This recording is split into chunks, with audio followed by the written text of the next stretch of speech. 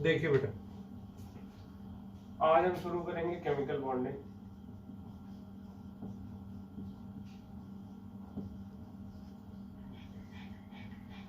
ये लेक्चर वैसे एक बार मैं बना चुका हूँ ऑलरेडी। ये लेक्चर आना था आपको सैटरडे को, लेकिन सैटरडे को पता नहीं क्या हुआ, रिकॉर्डिंग ऑन ही नहीं हुई जो मैंने कराया। ठीक है, इसलिए दोबारा रिकॉर्ड कर रहा हूँ। इसीलिए सैटरडे को मॉर्निंग में आपको नॉमेनक्लेचर का लेक्चर आया था। अब देखिए केमिकल बॉन्डिंग, इसकी इंपॉर्टेंस क्या है। देखिए वैसे देखा जाए तो 33-34 चैप्टर्स हैं, ठीक है। और जब जेई में 30 क्वेश्चंस आते थे, ठीक है, पहले जेई की बात करेंगे फिर नीट की। 34 क्वेश्चंस हैं, तो जेई में आते कितने क्वेश्चन थे? 30।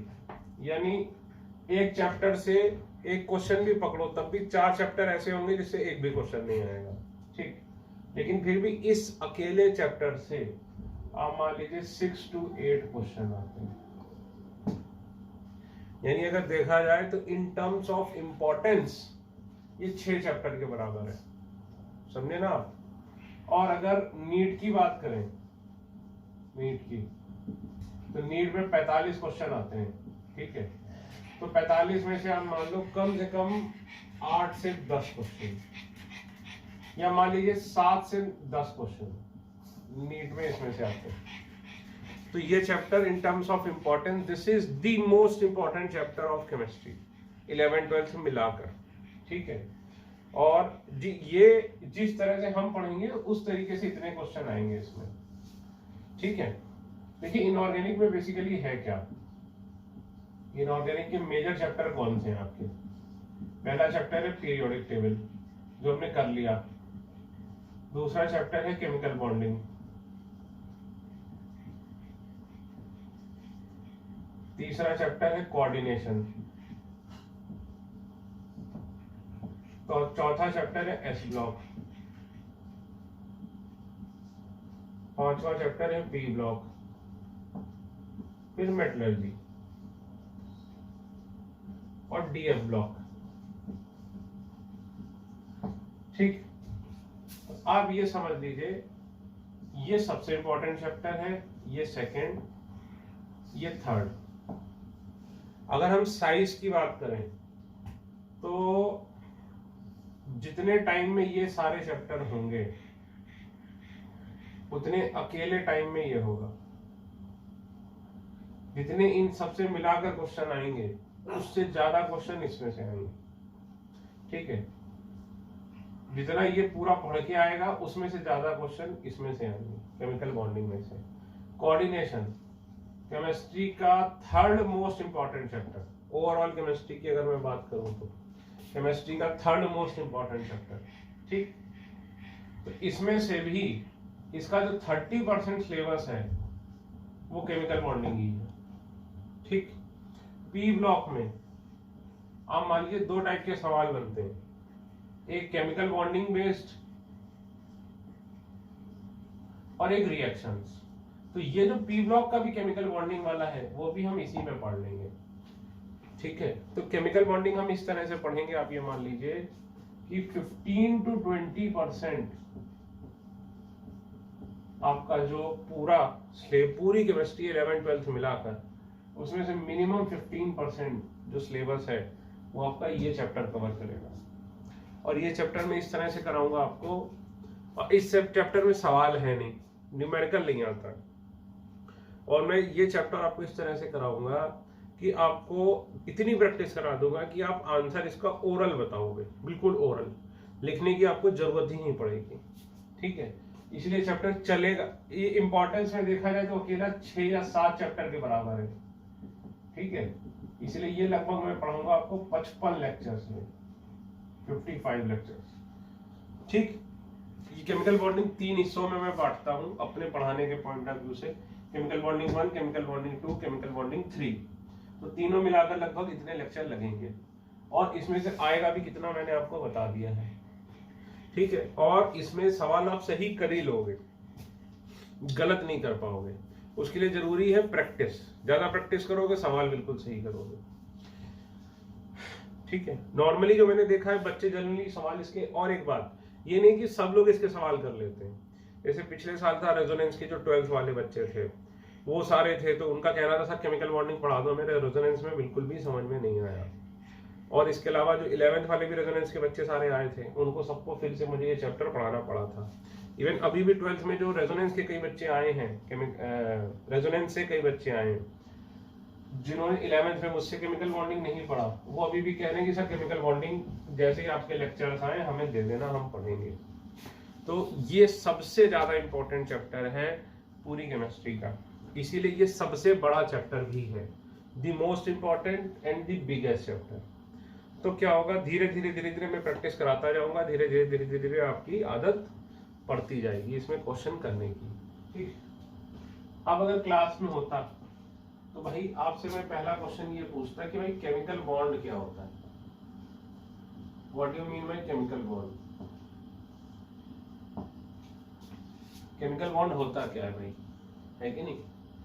जो केमिकल बॉन्डिंग हम कर रहे हैं, तो केमिकल बॉन्ड क्या होता है? तो इसका आंसर आप सोचिए जरा, अगर आप क्लास में होते तो मुझे इसका क्या आंसर देते? जनरली इसमें बच्चे मुझे क्या आंसर देते हैं क्लास में, या आपके दिमाग में भी क्या आया होगा, मान लीजिए आपने डिफाइन करना है केमिकल बॉन्ड, तो बच्चे नॉर्मली आंसर देते हैं सर जो किससे बने केमिकल बॉन्ड, वो है जो ट्रांसफर ऑफ इलेक्ट्रॉन से बने। तो ट्रांसफर ऑफ इलेक्ट्रॉन से तो क्या बनता था भाई, इलेक्ट्रोवैलेंट बॉन्ड, या फिर जिसको आप क्या बोलते थे, आयनिक बॉन्ड, याद है?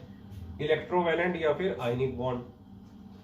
कई लोग बच्चे कहते हैं कि सर जो म्यूचुअल शेयरिंग ऑफ इलेक्ट्रॉन से बने, जो शेयरिंग ऑफ इलेक्ट्रॉन से बनता है वो तो क्या था, कोवैलेंट बॉन्ड। तो ये दोनों तो आपने 9th-10th में थोड़े बहुत पढ़े होंगे, हालांकि मैं मान के चलूंगा आपको आता कुछ नहीं है, लेकिन अभी आप और भी पढ़ेंगे, जैसे कोऑर्डिनेट बॉन्ड पढ़ेंगे, अभी ये लिखने की जरूरत नहीं है। जैसे आप पढ़ेंगे हाइड्रोजन बॉन्डिंग,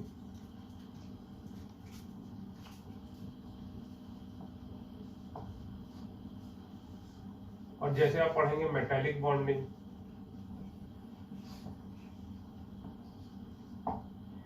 ठीक।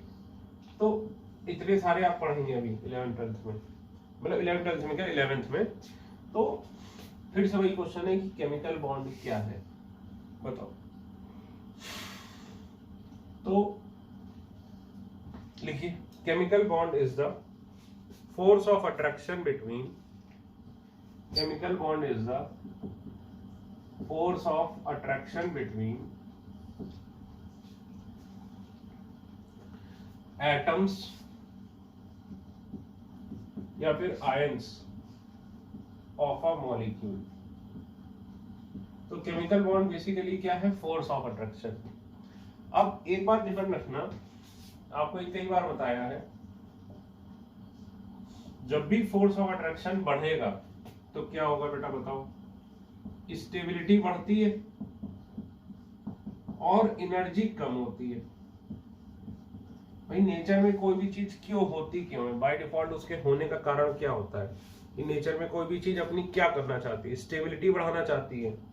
तो केमिकल बॉन्डिंग से क्या होता है, फोर्स ऑफ अट्रैक्शन होता है, फोर्स ऑफ अट्रैक्शन होता है तो स्टेबिलिटी बढ़ती है, स्टेबिलिटी बढ़ती है तो एनर्जी क्या होती है, कम होती है। एनर्जी कैसे कम होती है, एनर्जी इज रिलीज्ड। जब भी एनर्जी रिलीज होती है तो उस प्रोसेस को हम क्या बोलते हैं, एक्सोथर्मिक। और एक्सोथर्मिक में क्या बोलते हैं, delta H is equal to negative. तो हम क्या बोलेंगे कि जब भी केमिकल बॉन्ड बनेगा, चाहे वो कोई भी केमिकल बॉन्ड हो, तो क्या होगा, फोर्स ऑफ अट्रैक्शन बढ़ेगा। फोर्स ऑफ अट्रैक्शन बढ़ेगा तो स्टेबिलिटी बढ़ेगी, स्टेबिलिटी बढ़ेगी तो एनर्जी कम होगी, एनर्जी कम होगी तो एनर्जी क्या होगी, रिलीज होगी। ठीक है। तो देखो फॉर एग्जांपल,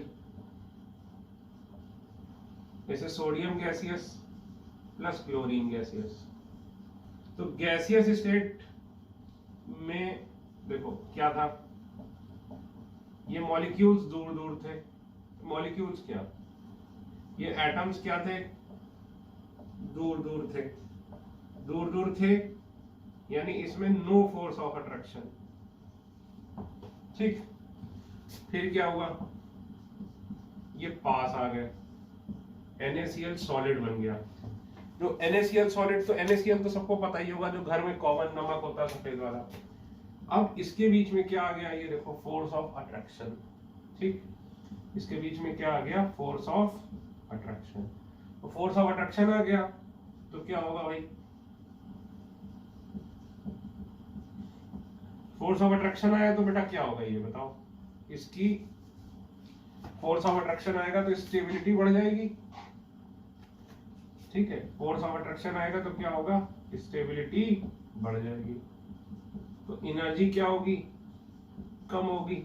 कम कैसे होगी, एनर्जी क्या होगी, रिलीज हो जाएगी। ठीक, और याद करिए इसको आप क्या बोलते थे 9th-10th में, आयनिक बॉन्ड। आयनिक बॉन्ड क्यों, क्योंकि आयन है, एक देखो पॉजिटिव है एक नेगेटिव है, पॉजिटिव नेगेटिव के बीच में जो फोर्स ऑफ अट्रैक्शन है।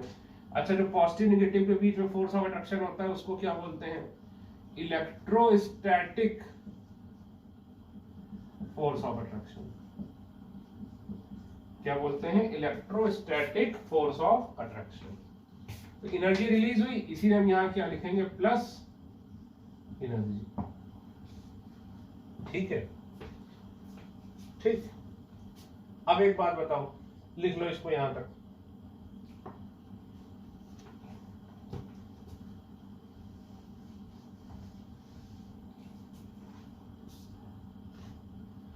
यहां क्या बोलेंगे, केमिकल बॉन्ड बन गया।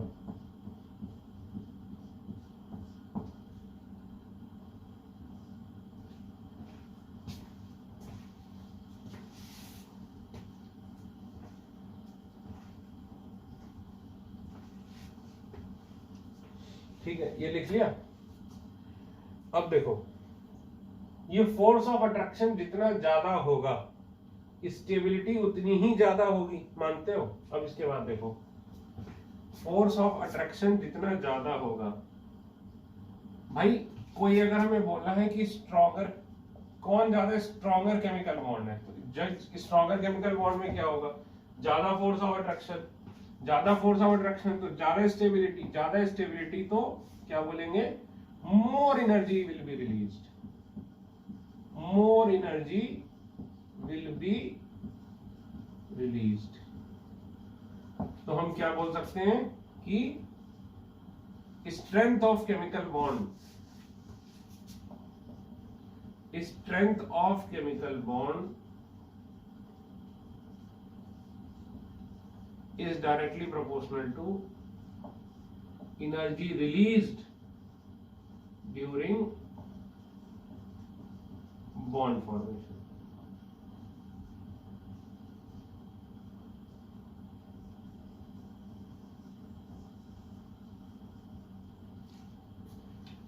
ठीक, स्ट्रेंथ ऑफ केमिकल बॉन्ड हम क्या बोलेंगे, जितनी ज्यादा एनर्जी रिलीज होगी केमिकल बॉन्ड उतना ही ज्यादा स्ट्रॉन्ग होगा। तो ये लिखो, फिर ये लिखो,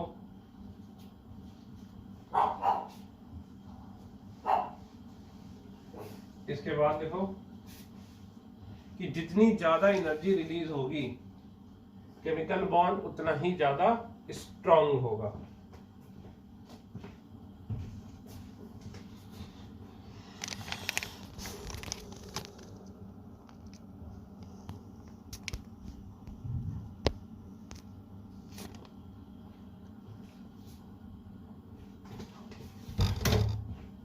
जितनी ज्यादा एनर्जी रिलीज होगी केमिकल बॉन्ड उतना ही स्ट्रॉन्ग बॉन्ड होगा। ठीक है, अब हेडिंग डालो types of chemical bond. Types of chemical bond में लिखो पहला, अभी वही जो पांचों यहां लिखाए थे, आयनिक या फिर इलेक्ट्रोवैलेंट बॉन्ड। लिखते चलो फटाफट। पहला आयनिक या फिर इलेक्ट्रोवैलेंट बॉन्ड, दूसरा कोवलेंट बॉन्ड, तीसरा कोऑर्डिनेट बॉन्ड, चौथा हाइड्रोजन बॉन्ड, पांचवा मेटालिक बॉन्ड। ठीक, तो आयनिक बॉन्ड देखो हम कैसे पढ़ेंगे, इसका हम बेसिक पढ़ेंगे 80-90% ये टॉपिक पढ़ लेंगे, फिर हम ये दोनों पढ़ेंगे, फिर हम लौट के आएंगे आयनिक बॉन्ड पे, और थोड़ा सा जो पोर्शन इसका भी हम छोड़ देंगे वो इसके बाद पढ़ेंगे। सर ऐसा क्यों, एक बार में क्यों नहीं पढ़ लेंगे? वो जब यहाँ पढ़ोगे तब तुम्हें समझ में आएगा, क्योंकि जब यहाँ पे पढ़ेंगे तो हमें इसकी भी जरूरत पड़ेगी, इसकी भी जरूरत पड़ेगी। ठीक है, तो पहली हेडिंग डालो आयनिक या फिर इलेक्ट्रोवैलेंट बॉन्ड।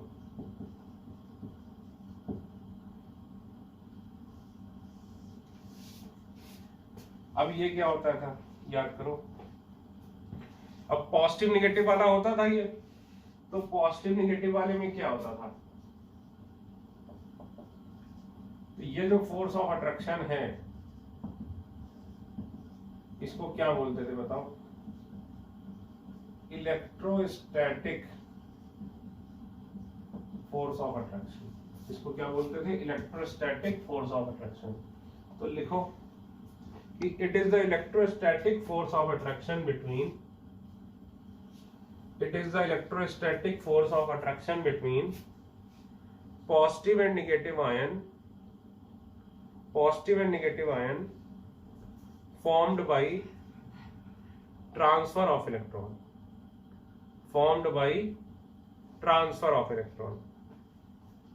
ठीक। अब जैसे ये बनता है आपको पता है, तो ये बनता कैसे है पहले देखो,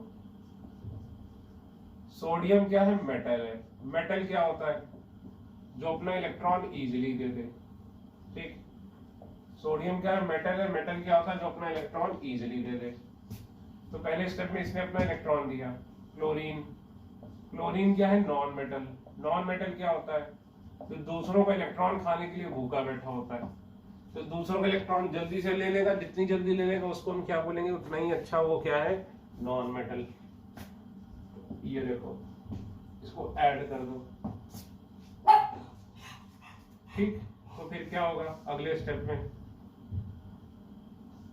भाई Na plus Cl minus gives NaCl। 3 step हो गए, पहला, दूसरा, तीसरा। Na plus gaseous plus Cl minus gaseous gives NaCl। फिर भाई बात, गैसियस स्टेट में ये दूर दूर थे, देखो गैसियस स्टेट में ये दूर दूर थे, इसलिए नो फोर्स ऑफ अट्रैक्शन। लेकिन जब सॉलिड स्टेट में क्या हुआ? ये पास पास आ गए, तो फोर्स ऑफ अट्रैक्शन आ गया। लिख लो सॉलिड, तो केमिकल बॉन्ड बना, तो यानी इसमें एनर्जी क्या होगी? रिलीज होगी। एनर्जी क्यों रिलीज होगी? क्योंकि स्टेबिलिटी बढ़ेगी। सॉलिड स्टेट में पास पास है, this implies force of attraction.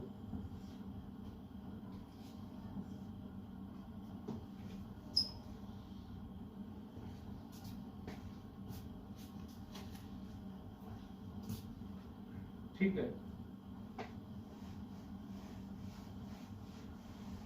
तो ये देखो 3 स्टेप में होता है प्रोसेस, ठीक।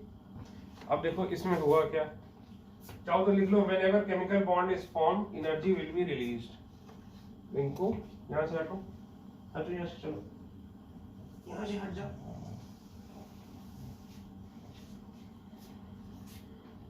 Whenever chemical bond is formed energy will be released. अब देखो इसमें हुआ क्या, सोडियम है, जैसे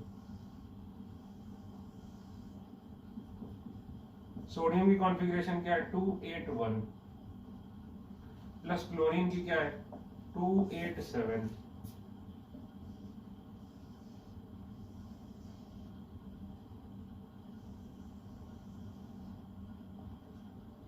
ठीक, तो ये सोडियम गैसियस, क्लोरीन गैसियस, ठीक है।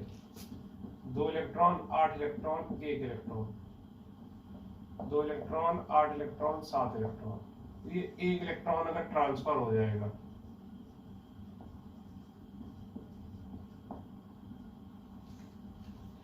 ठीक, तो देखो क्या होगा, ये भी गैसियस, ये भी गैसियस, तो ये किस फॉर्म में आ गए? सॉलिड फॉर्म में, ठीक। अब Na की कॉन्फ़िगरेशन क्या हो गई? 28, और इसकी क्या हो गई? 288। है कि नहीं? इसने एक इसको दे दिया, यहाँ क्या हुआ? Transfer of electron. ठीक, तो हम क्या बोलेंगे कि बोथ हैव एक्वायर्ड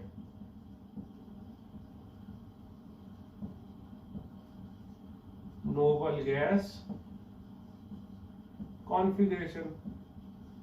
तो दोनों की नोबल गैस कॉन्फ़िगरेशन हो गई, इसलिए दोनों ही के दोनों क्या हो गए? स्टेबल हो गए, बोथ बिकेम स्टेबल। इसको भी फायदा, Na को भी फायदा और Cl- को भी फायदा, है कि नहीं?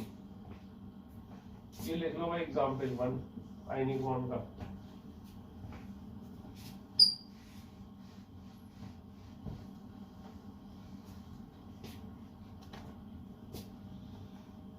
एग्जांपल 2 देखो, Mg gaseous plus oxygen gaseous gives MgO। ये देखो इलेक्ट्रोस्टैटिक फोर्स ऑफ अट्रैक्शन है, आयनिक बॉन्ड बना, एनर्जी रिलीज होगी। अब मैग्नीशियम में 12 होते हैं तो 282, ऑक्सीजन में क्या होता है? 26। तो यहां से क्या होगा? 2 इलेक्ट्रॉन का ट्रांसफर। ठीक है, तो अब देखो मैग्नीशियम मेटल है, मेटल कौन से होते हैं जो इलेक्ट्रॉन इजीली दे दें? याद करो, एस ब्लॉक वाले सारे मेटल होते हैं। ऑक्सीजन क्या है? Non metal. पी ब्लॉक में जनरली नॉन मेटल्स होते हैं। तो अब देखो इसकी कॉन्फ़िगरेशन क्या हो गई? 28 और इसकी भी क्या हो गई? 28। तो दोनों का फायदा हो गया। तो फिर से यही बात लिख लो जो यहां लिखी, वही वो भी यहीं लिख लो। लिख लो, मैं चेक करूंगा, ध्यान रखना, जब खुलेगी तब चेक करूंगा। नहीं लिखा होगा तो 10 बार लिखाऊंगा ये लेक्चर, ध्यान रखना। ठीक, अब देखो अल्युमिनियम। अल्युमिनियम वैसे तो पी ब्लॉक में आता है, लेकिन फिर भी ये मेटल माना जाता है। अल्युमिनियम 13 होता है 283, प्लस मान लो फ्लोरीन फ्लोरीन फ्लोरीन, फ्लोरीन क्या होता है? 27। फ्लोरीन तो सबसे अच्छा नॉन मेटल है। तो अब ये देखो, इसने एक इलेक्ट्रॉन इसको दे दिया, एक इलेक्ट्रॉन इसको दे दिया, एक इलेक्ट्रॉन इसको दे दिया, तो क्या बन जाएगा? AlF3। ठीक, तो ये देखो क्या हो जाएगा? 28 और ये भी क्या हो जाएगा? 28। तो दोनों की, इसमें 3 फ्लोरीन है, हर एक फ्लोरीन एक एक इलेक्ट्रॉन लेगा, इलेक्ट्रोस्टैटिक फोर्स ऑफ अट्रैक्शन आएगा, एनर्जी रिलीज होगी। तो ये देखो ये बन गया। ठीक,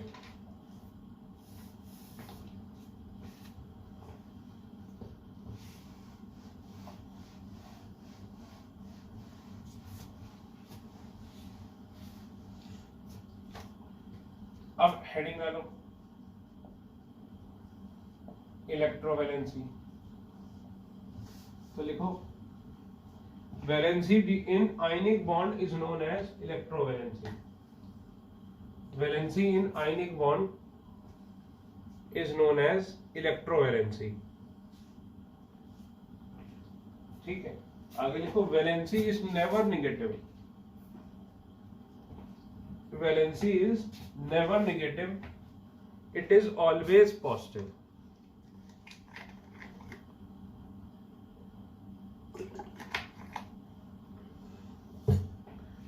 Valency is never negative, it is always positive.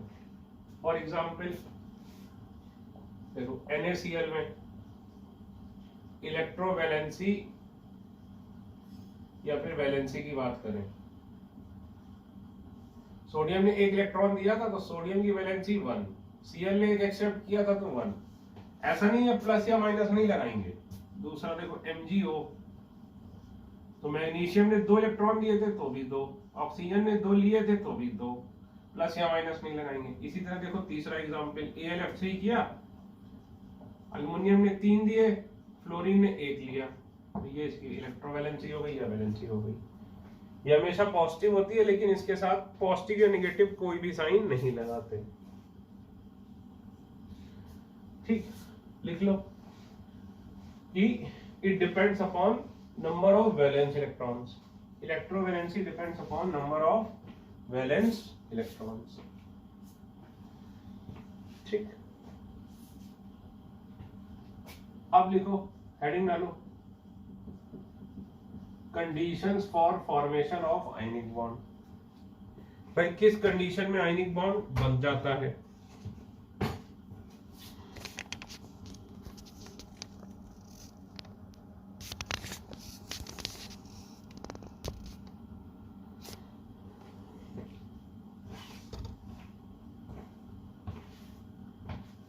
Conditions for formation of ionic bond.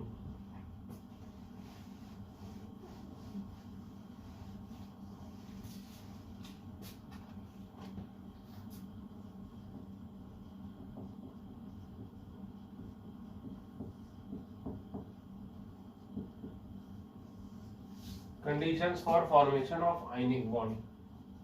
तो खुद देखो 3 स्टेप में बनता है, ये मत लिखना। पहला स्टेप क्या होता है? जो मेटल है वो अपना इलेक्ट्रॉन देता है, ठीक, मेटल अपना इलेक्ट्रॉन देता है। दूसरा जो नॉन मेटल होता है वो क्या करता है? इलेक्ट्रॉन लेता है। दूसरा स्टेप। तीसरा स्टेप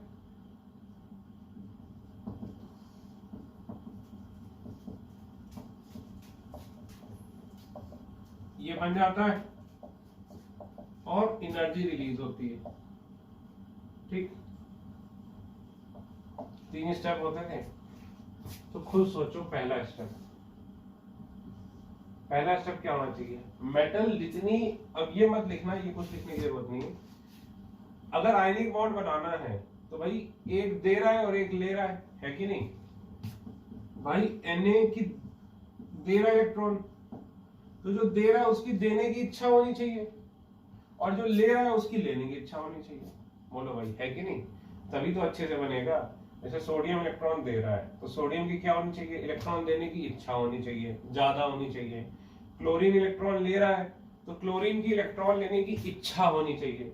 अब भाई सोडियम और मैग्नीशियम के बीच में तो आयनिक बॉन्ड बनेगा नहीं। क्यों? क्योंकि ये भी मेटल है, ये भी मेटल है, ये भी इलेक्ट्रॉन देने की इच्छा रखता है और ये भी इलेक्ट्रॉन देने की इच्छा रखता है।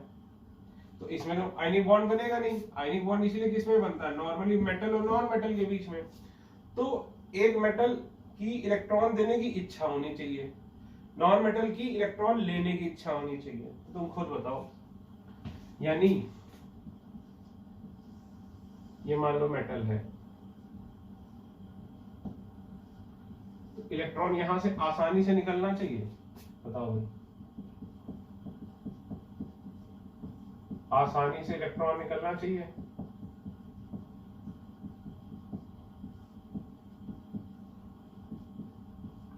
ठीक, आसानी से कब निकलेगा? बताओ। आसानी से निकलेगा इसका मतलब क्या बोल सकते हैं? इसकी आयोनाइजेशन एनर्जी कम होनी चाहिए, यही तो बोलोगे। भाई आसानी से इलेक्ट्रॉन कब निकलेगा?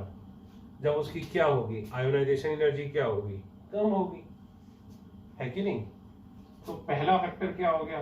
लिखो लो आयोन, ऐसे लिखो कंडीशन फॉर फॉर्मेशन। देखो अभी लिखना मत, रुको। अभी तक इस हेडिंग के अलावा मैं उम्मीद कर रहा हूं आपने कुछ नहीं लिखा। पहला क्या होना चाहिए? Low ionization energy. दूसरा, दूसरे तीसरे पॉइंट के लिए पॉइंट छोड़ दो, फिर हेडिंग डालो लो आयोनाइजेशन एनर्जी। ठीक है, अभी बता रहा हूं दूसरा क्या है, तीसरा क्या है, ये लिखो और फिर इसका लीडिंग डालो। तो ये जितनी आसानी से इलेक्ट्रॉन निकलेगा तो हम क्या बोलेंगे? उसकी मतलब आसानी से निकलना चाहिए, इसका मतलब आयोनाइजेशन एनर्जी लो होनी चाहिए। आयोनाइजेशन एनर्जी क्या होनी चाहिए? लो होनी चाहिए, क्योंकि हाई होगी तो देना ही नहीं चाहेगा, लो होगी तभी तो इलेक्ट्रॉन देगा। तो पहली चीज क्या होनी चाहिए? इसके इलेक्ट्रॉन देने की इच्छा होनी चाहिए। इच्छा होनी चाहिए यानी इसकी आयोनाइजेशन एनर्जी कम होनी चाहिए। तो लिखो कि atoms which form positive ion must have low ionization energy. Atoms which form positive ion must have low ionization energy. Atoms which form positive ion must have low ionization energy. ठीक है, तो ये लिख लो भाई, ये आसानी से निकलना चाहिए। तो ये भी बोल सकते थे कि भाई फोर्स ऑफ अट्रैक्शन कम होना चाहिए, फोर्स ऑफ अट्रैक्शन कम होगा तो क्या होगा, आयोनाइजेशन एनर्जी लो होनी चाहिए। ठीक है, और आपको बताइए आयोनाइजेशन एनर्जी क्या होती है पीरियड में, इधर एस ब्लॉक इधर पी ब्लॉक, इधर से इधर जाने पर आयोनाइजेशन एनर्जी बढ़ती है, इसीलिए इधर वाले क्या होते हैं, मेटल्स होते हैं, इधर वाले ये जनरली नॉन मेटल्स होते हैं। ये इलेक्ट्रॉन देना चाहते हैं, ये इलेक्ट्रॉन नहीं देना चाहते। ठीक है, तो इनकी आयोनाइजेशन एनर्जी क्या होती है, लोएस्ट है कि नहीं। लिखो, ये लिख लो, ये लिख लो, इसके बाद लिखो कि elements of S block have lowest ionization energy, elements of S block have lowest ionization energy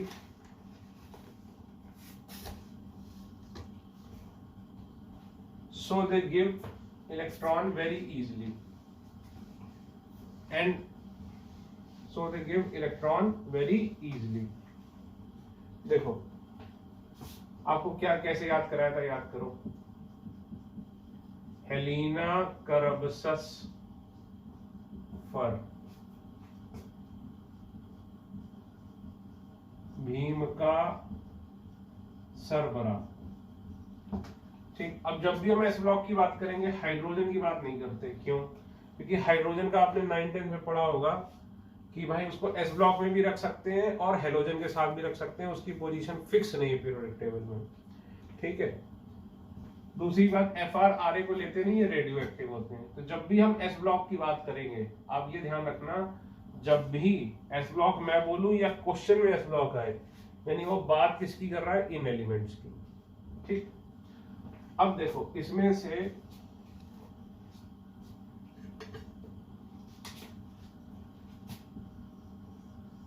जो ये एलिमेंट्स होते हैं, ठीक,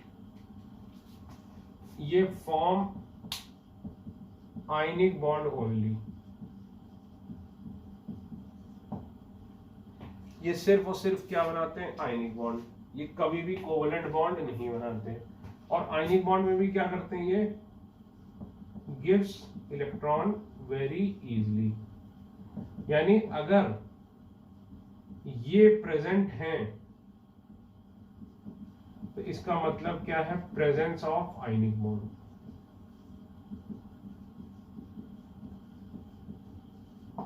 अगर ये प्रेजेंट है, ये एलिमेंट्स, इसका मतलब क्या है, आयनिक बॉन्ड प्रेजेंट है। ठीक, अब देखो बेरिलियम। ठीक है,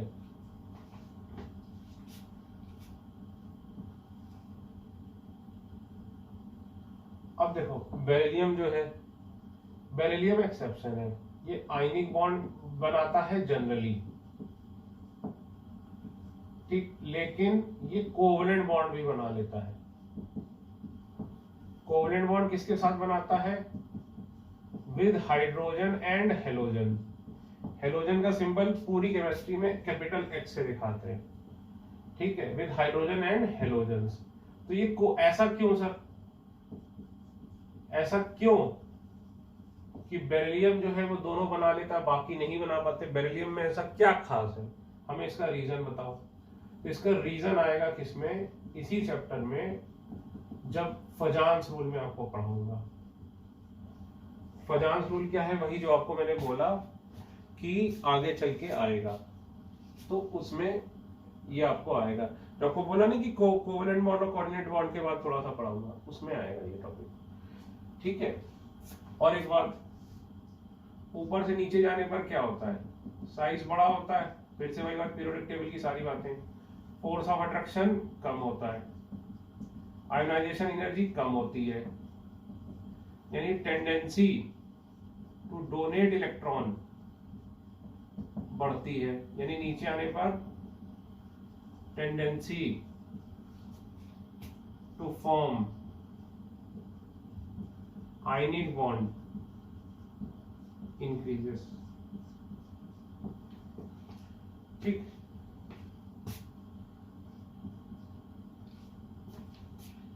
ठीक है, तो नीचे आने पर और इसकी सीजियम की lowest ionization energy in periodic table. याद करिए हाईएस्ट किसकी थी, हीलियम की। तो ये शायद पता नहीं, मुझे याद नहीं मैंने बताया कि नहीं बताया आपको पीरियोडिक टेबल में। अगर नहीं बताया है तो पीरियोडिक टेबल के नोट्स खोलो, जहां पे मैंने लिखाया था कि हीलियम की हाईएस्ट होती है, वहीं पे लिख लो कि लोएस्ट आयोनाइजेशन एनर्जी किसकी होती है पीरियोडिक टेबल में, सीजियम की। ठीक है, तो लिख लीजिए, ये लिखो, इसके बाद लिखो इंग्लिश, ये बना लो, इसके बाद लिखो tendency to form ionic bond increases,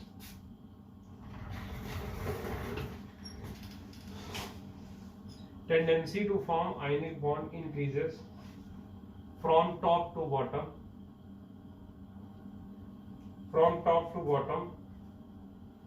because ionization energy decreases,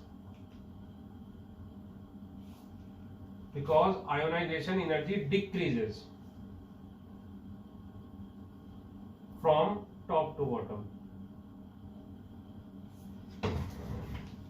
Hence cesium will form ionic bond most readily.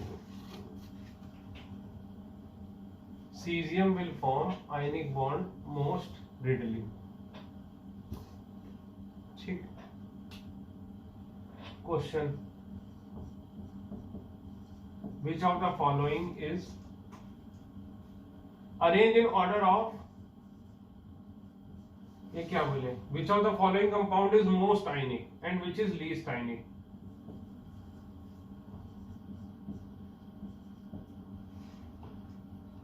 Which of the following compound is most ionic and which is least ionic?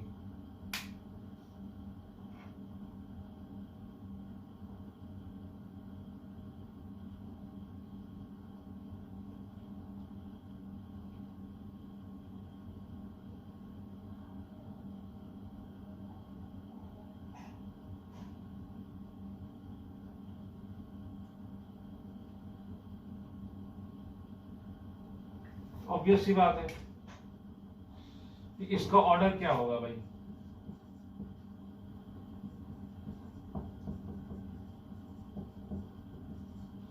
ये most आयनिक होगा क्योंकि इसकी ionisation energy क्या है, सबसे कम है। और ये क्या होगा, लीस्ट आयनिक, क्योंकि ये छोटा है, इसकी आयोनाइजेशन एनर्जी क्या है, ज्यादा है।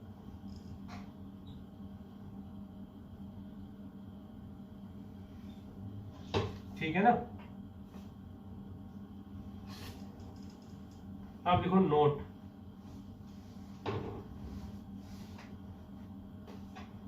देखो पहला note, beryllium generally form ionic compound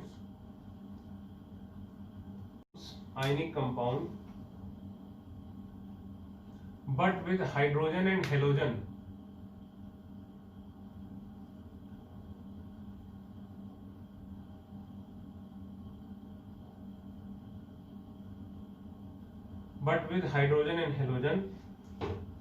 it forms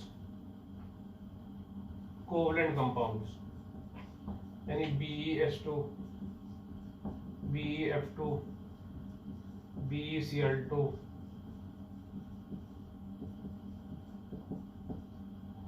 ये क्या है, कोवलेंट कंपाउंड है।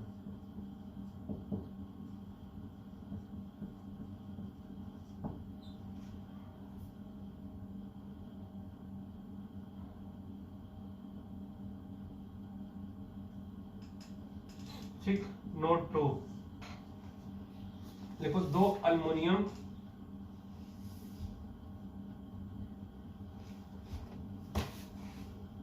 is in P block,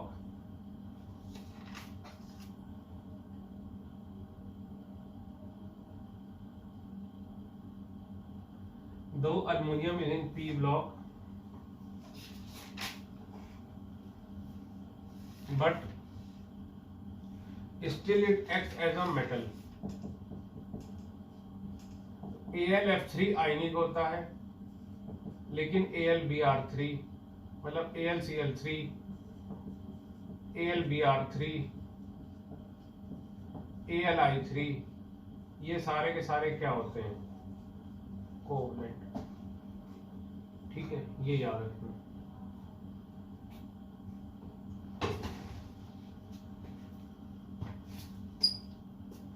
ठीक, एक फैक्टर हो गया ये वाला।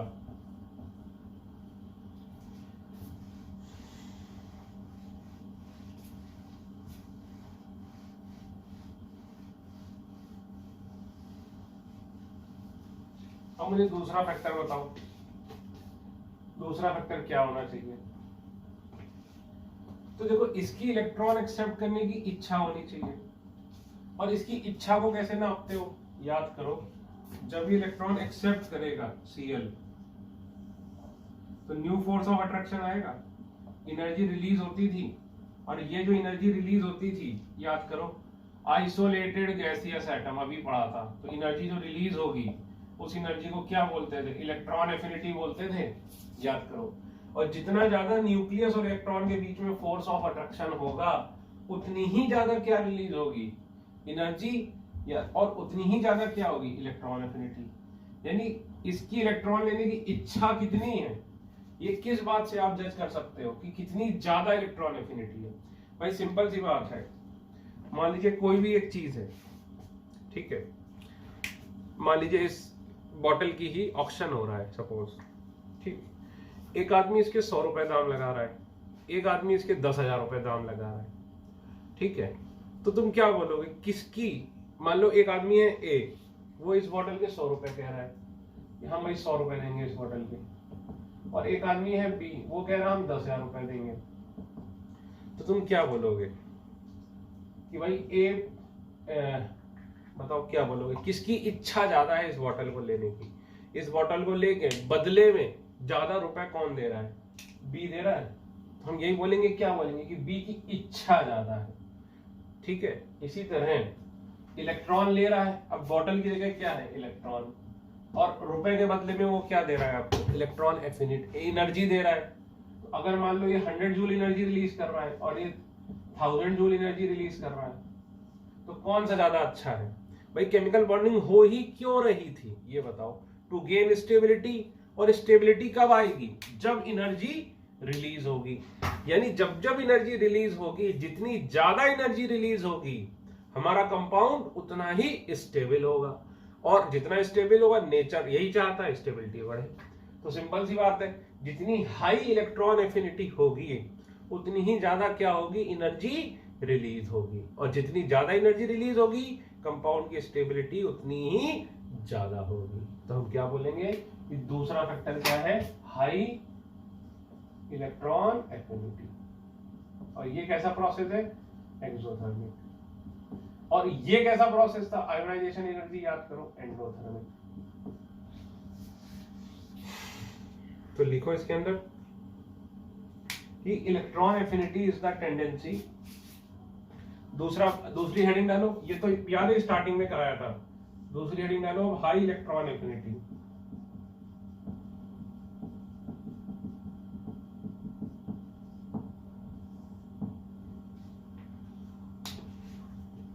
देखो, it is the tendency of the atom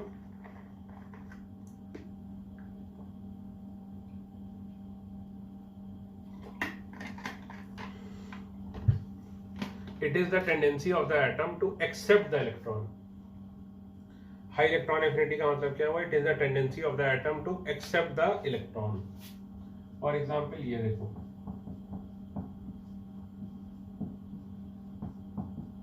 plus energy is released.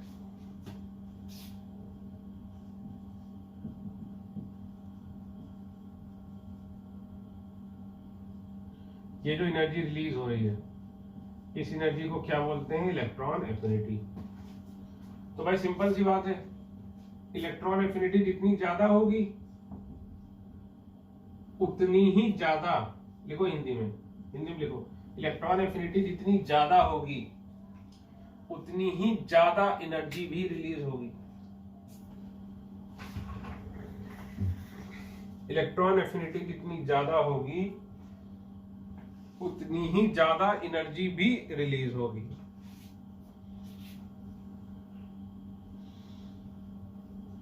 ठीक है, इलेक्ट्रॉन एफिनिटी जितनी ज्यादा होगी उतनी ही ज्यादा एनर्जी भी रिलीज होगी। ठीक है बेटा। तो भाई और हमें किससे मतलब है, जितनी ज्यादा एनर्जी रिलीज होगी उतना अच्छा। ठीक है, तो चार दो लिख लो ब्रैकेट में कि जितनी ज्यादा एनर्जी रिलीज होगी कंपाउंड उतना ही ज्यादा स्टेबल होगा, और वही हमारा ऑब्जेक्टिव है। लिखो ब्रैकेट में कि जितनी ज्यादा एनर्जी रिलीज होगी कंपाउंड उतना ही ज्यादा स्टेबल होगा। ठीक है, इसके बाद इसी बात को अंग्रेजी में लिखो, लिखा करो पूरा। हायर द इलेक्ट्रॉन एफिनिटी,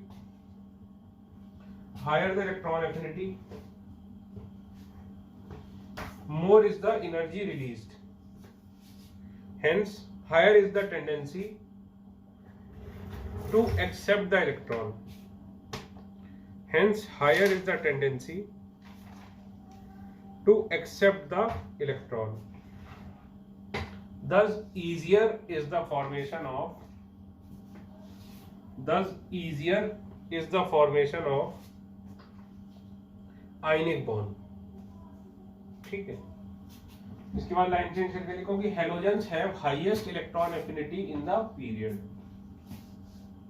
याद करो पीरियड में क्या होता था, इधर जाने पर इलेक्ट्रॉन एफिनिटी क्या होती थी, बढ़ती थी, नीचे जाने पर इलेक्ट्रॉन एफिनिटी कम होती थी। तब भी मैं आपको ऑर्डर बताऊं, फ्लोरीन, क्लोरीन, ब्रोमीन, आयोडीन, ये तो बड़े आसानी से याद कर लोगे। क्यों भाई, अरे ऐसे होता boron, carbon, nitrogen, oxygen, fluorine, chlorine, bromine, iodine, और ऑक्सीजन के नीचे सल्फर। तो आयोडीन की इलेक्ट्रॉन एफिनिटी इवन सल्फर से ज्यादा होती है, और सल्फर और ऑक्सीजन में याद करो एक्सेप्शन होता था। तो ये इलेक्ट्रॉन एफिनिटी का ऑर्डर है।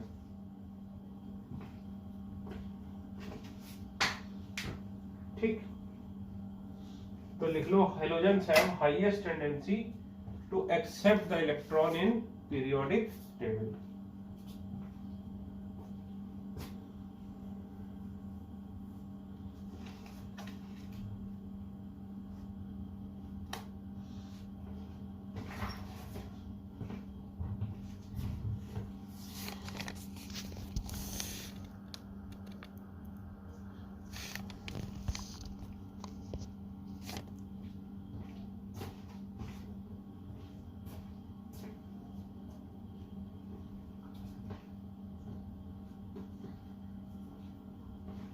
ठीक, अब देखो तीसरा स्टेप जो कि बहुत ही इंपॉर्टेंट स्टेप है। तीसरे स्टेप में क्या हो रहा था, ये एनर्जी रिलीज हो रही थी। ठीक है, इसमें देखो पहले स्टेप में एनर्जी देनी पड़ रही थी भाई, ये एनर्जी कौन सी थी, आयोनाइजेशन एनर्जी। दूसरे स्टेप में क्या था, एनर्जी निकल रही थी, ये एनर्जी कौन सी थी, इलेक्ट्रॉन एफिनिटी। तीसरे स्टेप में भी एनर्जी निकलेगी। तो ये जो एनर्जी निकलती है, अगर 1 मोल आयनिक कंपाउंड बनता है सॉलिड स्टेट में, आयनिक कंपाउंड वैसे भी जनरली सॉलिड स्टेट में ही होते हैं, अगर 1 मोल आयनिक कंपाउंड सॉलिड स्टेट में बनता है, अगर गैसियस एटम से मिलके 1 मोल आयनिक कंपाउंड सॉलिड स्टेट में बनता है, तो जो एनर्जी रिलीज होती है उस एनर्जी को क्या बोलते हैं, लैटिस एनर्जी। सर लैटिस का क्या मतलब है, ये 12th में आएगा, पूरा एक चैप्टर है इसका सॉलिड स्टेट, हालांकि मैं 11th में ही करा दूंगा। तो लैटिस एनर्जी, ठीक है। तो खुद बताओ जितनी ज्यादा ये एनर्जी रिलीज होगी कंपाउंड उतना ही ज्यादा स्टेबल होगा। यानी तीसरा पॉइंट क्या होना चाहिए, हाई लैटिस एनर्जी। तो यहां भी तीसरा पॉइंट फिर लिखो हाई लैटिस एनर्जी, और अब फिर से आओ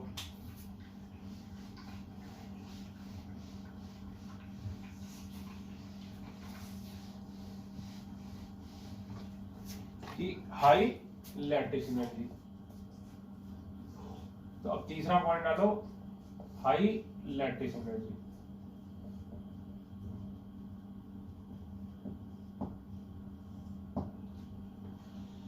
ठीक, लिखो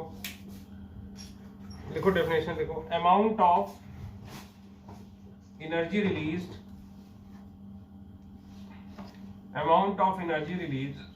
when positive and negative ions in gaseous state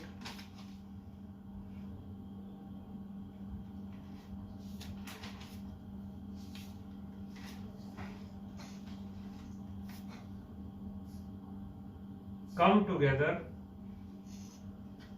to form 1 mole of crystalline lattice. अब देखिए यहाँ पे दो वर्ड आ रहे हैं, एक क्रिस्टलाइन और एक लैटिस। ये दोनों ही वर्ड आपके 12th के चैप्टर में एक्सप्लेन होंगे, ठीक है।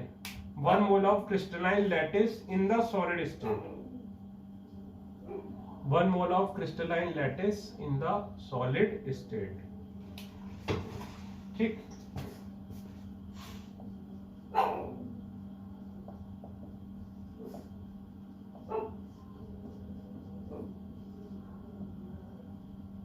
अगर ये 1 मोल बनता है तो जो एनर्जी रिलीज होगी इस एनर्जी को क्या बोलोगे? Lattice energy. ऐसे लिख लो या ऐसे लिख लो, ठीक है भाई। तो 1 मोल बनना चाहिए और इसको क्या बोल सकते हैं? इसके कॉन्स्टिट्यूएंट आयंस। कॉन्स्टिट्यूएंट मतलब इससे मिलके बनाए। तो पहले क्या माना जाता है? ये एक दूसरे से बहुत दूर दूर थे। गैसियस स्टेट में तो दूर दूर होते हैं, और मॉलिक्यूल्स के लिए तो इतना डिस्टेंस को भी प्रैक्टिकली हम क्या बोल सकते हैं? Infinite distance. जैसे फॉर एग्जांपल, जैसे चंद्रपुर से सपोज दिल्ली जाना आपने, तो वो आपके लिए इनफाइनाइट डिस्टेंस नहीं है। आप कार से जाएंगे तो आपको भाई 20-22 घंटे लगेंगे, और नागपुर से फ्लाइट पकड़ोगे तो जल्दी पहुंच जाओगे। ट्रेन से भी 1 दिन लगेगा।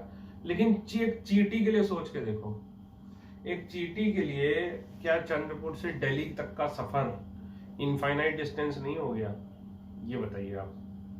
तो इसी तरह 2 मॉलिक्यूल्स के लिए भी इतना डिस्टेंस भी प्रैक्टिकली कैसा होता है? प्रैक्टिकली इसके लिए डिस्टेंस क्या हो जाता है? इनफाइनाइट डिस्टेंस, ठीक। तो पहले क्या माना कि ये दोनों कहां थे? इनफाइनाइट डिस्टेंस पे। या फिर हम क्या बोल सकते हैं? लिखो कि गैसियस स्टेट में आयंस दूर दूर थे। लिखो यहां पर हिंदी में, गैसियस स्टेट्स में आयंस दूर दूर थे, but in solid state they have come together, they have come closer, but in solid state they have come closer, hence new forces of attraction are generated.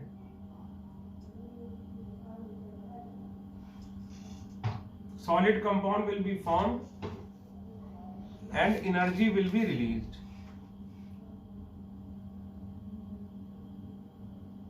Solid compound will be formed and energy will be released. आगे लिखो, इसी energy को lattice energy बोलते हैं।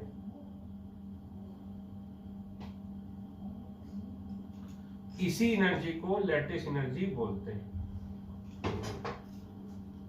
ठीक।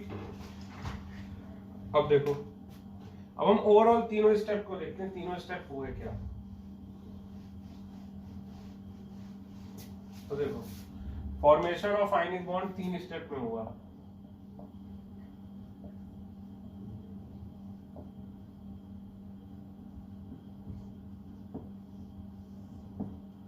पहला step क्या था भाई? जैसे सोडियम है,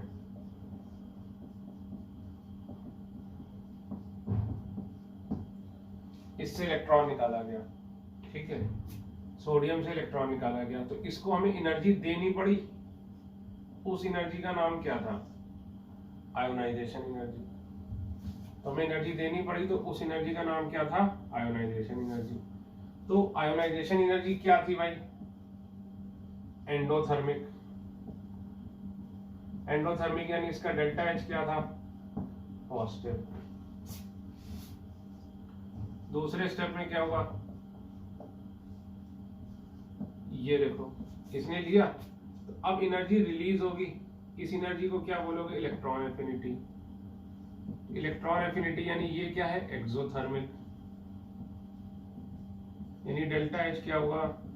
नेगेटिव। तीसरा स्टेप, Na+ और Cl- गैसियस, इन्होंने क्या बना लिया? NaCl plus. इसमें जो एनर्जी रिलीज हुई, अगर ये 1 मोल बनाए, उस एनर्जी को क्या बोलोगे? Lattice energy. अब लैटिस एनर्जी भी क्या होगी? एक्सोथर्मिक। तो delta H is equal to negative. तो अगर हम इन तीनों को ऐड कर दें तो देखो इससे ये कट जाएगा, इससे ये कट जाएगा, इससे ये कट जाएगा, ये आपको मैं बता ही चुका हूं। सॉरी ये नहीं कटेगा, ये कटेगा इससे, इससे ये, इससे ये। तो देखो ये और ये बचेंगे, यानी ये जो प्रोसेस होगा sodium gaseous plus Cl gaseous gives NaCl solid.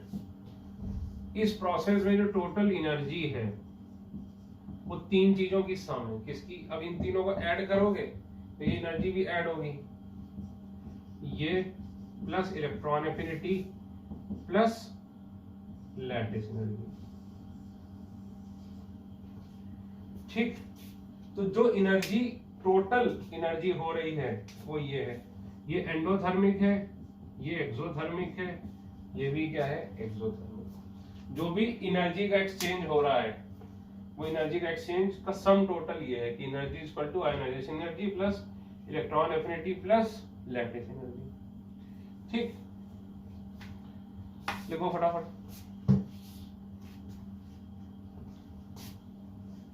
ये लिखिए, मैं मान के चल रहा हूं। ठीक है, तो देखो टोटल एनर्जी एक्सचेंज कितनी हुई? आयोनाइजेशन एनर्जी जो कि देनी पड़ रही है प्लस इलेक्ट्रॉन एफिनिटी जो कि रिलीज हो रही है प्लस लैटिस एनर्जी जो कि रिलीज हो रही है। तो ओवरऑल क्या होना चाहिए बताओ भाई? केमिकल बॉन्ड कब बनेगा या आयनिक बॉन्ड कब बनेगा? जब भाई नेचर बनाएगा आयनिक बॉन्ड, हम तो पकड़ के बनाएंगे नहीं। तो नेचर कब बनाता है? नेचर को क्या करना रहता है? नेचर को हर चीज स्टेबल करनी रहती है।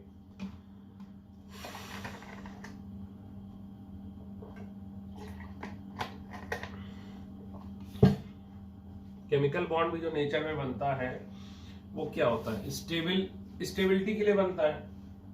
तो ओवरऑल ये स्टेबल कब होगा? जब एनर्जी रिलीज होगी, यानी इन तीनों का सम अगर निगेटिव आया तो मतलब क्या हुआ कि एक्सोथर्मिक का मतलब एनर्जी रिलीज होगी। तो अगर एनर्जी रिलीज होगी तो इसका मतलब क्या है कि स्टेबिलिटी बढ़ेगी बॉन्ड बनाने से, तो आयनिक बॉन्ड बन जाएगा। लेकिन अगर ये पॉजिटिव आ गई इन तीनों का सम, तो इसका मतलब क्या है कि भाई कोई फायदा ही नहीं हो रहा, उल्टा नुकसान हो रहा है। तो केमिकल बॉन्ड यानी कि आयनिक बॉन्ड नहीं बनेगा। तो ये लिखो, इसके नीचे लिखो कि overall energy should be released, overall energy must be released, only then stability will be gained, only then stability will be gained and formation of ionic bond will take place, and formation of ionic bond will take place.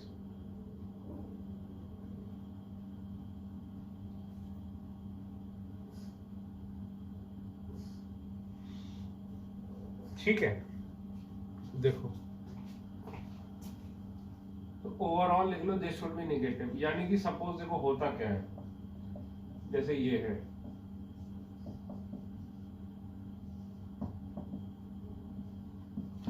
इसने इसको electron दिया, ठीक, तो ये endothermic होती है। तो मान लो ये एनर्जी हुई 500 किलो जूल पर मोल, एंडोथर्मिक है तो हम इसको लिखेंगे प्लस। ये इलेक्ट्रॉन देगा तो इतनी एनर्जी इसको देनी पड़ेगी। अब ये एनर्जी रिलीज होगी, ये एनर्जी मान लो रिलीज हो रही है माइनस, अपने मन से वैल्यू ले रहा हूं, 300 किलो जूल पर मोल। ठीक, अब ये बनेगा तो इसमें से एनर्जी निकलेगी, उसको क्या बोलोगे? Lattice energy. वो मान लो निकल रही है 1000 किलो जूल पर मोल। माइनस क्यों लगाया? जो भी एनर्जी निकलती है उसको माइनस लगाते हैं, जो भी एनर्जी देते हो उसको प्लस लगाते हो। तो बताओ टोटल एनर्जी क्या होगी भाई? Ionization energy plus electron affinity plus lattice energy, यानी प्लस 500 प्लस -300 प्लस -1000, तो ये कितना होगा 500 minus 1300 is equal to -800 kilojoule per mole. हम क्या बोलेंगे कि निगेटिव है, इसका मतलब ये लिखो पूरा पॉज करके, उसके बाद लिखो निगेटिव है, इसका मतलब ओवरऑल प्रोसेस में एनर्जी रिलीज हो रही है। देखो निगेटिव है इसलिए ओवरऑल प्रोसेस में एनर्जी रिलीज हो रही है, ओवरऑल प्रोसेस में एनर्जी रिलीज हो रही है, यानी ओवर पूरा लिखना है, यानी ओवरऑल प्रोसेस में स्टेबिलिटी बढ़ रही है, यानी ओवरऑल प्रोसेस में स्टेबिलिटी बढ़ रही है। सो NaCl molecule will be formed. So NaCl molecule will be formed. ठीक है, तो देखो हम क्या लिखेंगे कि stability of molecule is directly proportional to energy released, या फिर क्या बोल सकते हो directly inversely proportional to energy of molecule, क्योंकि एनर्जी जितनी ज्यादा होगी मॉलिक्यूल की यानी उतनी ही कम एनर्जी रिलीज हुई, उतना ही कम स्टेबल है, या फिर जितनी ज्यादा एनर्जी रिलीज होगी। ठीक, तो ये लिखो, इसके बाद लिख लो hence more the energy released, hence more the energy released during formation of compound, lesser is the energy of molecule and hence more is the stability.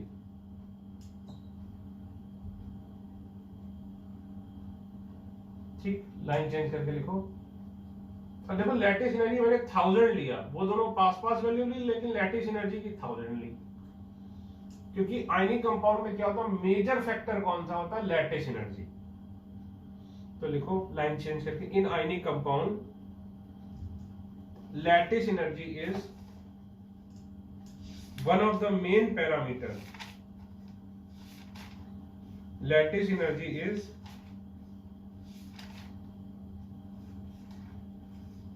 One of the main parameters for stability of molecule. तो हम ये भी बोल सकते हैं क्या कि stability of molecule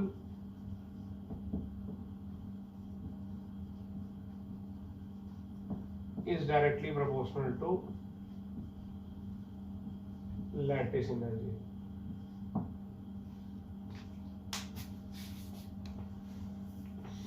ठीक है भाई, और मुझे पीरियोडिक टेबल के डाउट्स भेजो, मैं आपको 2 दिन और दे रहा हूं। ठीक है, आज और कल 2 दिन में आयनिक कंपाउंड खत्म हो जाएगा। फिर आयनिक कंपाउंड के बाद मुझे चालू करना कोवेलेंट, तो उसके पहले मैं क्या करूंगा, पीरियोडिक टेबल के आपके डाउट्स लूंगा, सारे डाउट्स लूंगा, फिर पीरियोडिक टेबल का टेस्ट लेंगे, फिर हम आगे बढ़ जाएंगे। ठीक है,